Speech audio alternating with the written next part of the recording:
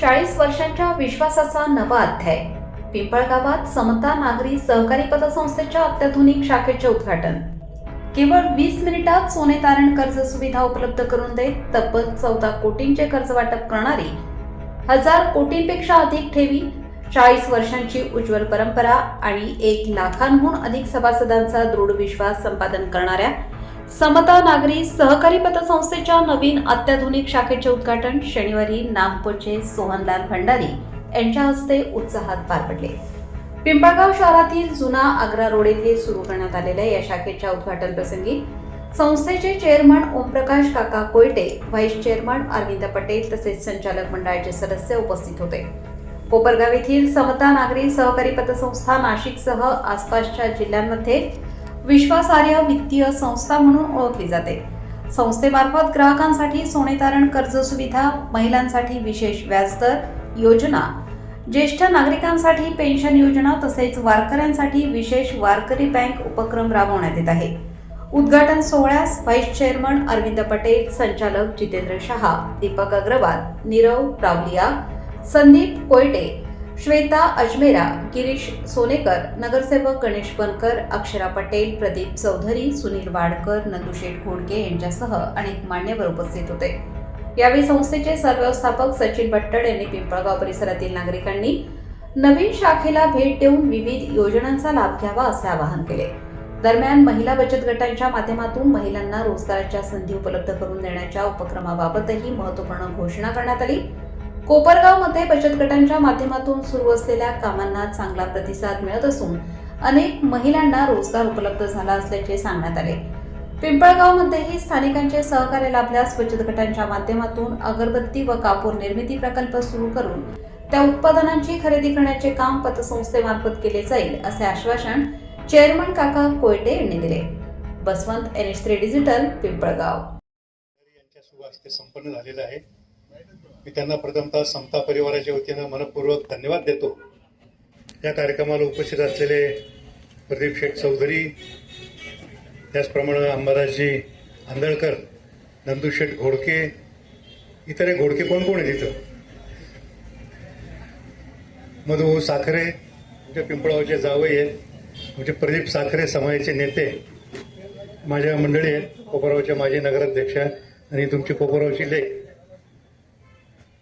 गेल्या 40 वर्षापूर्वी समता पतसंस्था कोपरगावातल्या काही आम्ही व्यापारी मित्रांनी स्थापन केली आणि तिचा विस्तार या 31 मार्चला 1128 कोटी रुपयाच्या ठेवी झालेल्या आहेत. आणि सांगायला आनंद वाटतो की पिंपळगावमध्ये आम्ही 3 वर्षापासून कामकाज चालू केलं. अनेक गावात पतसंस्था येतात, ठेवी गोळा करतात तर निघून जातात. 3 वर्षात सोनशेठ आम्ही एकही रुपयाची ठेव घेतली नाही.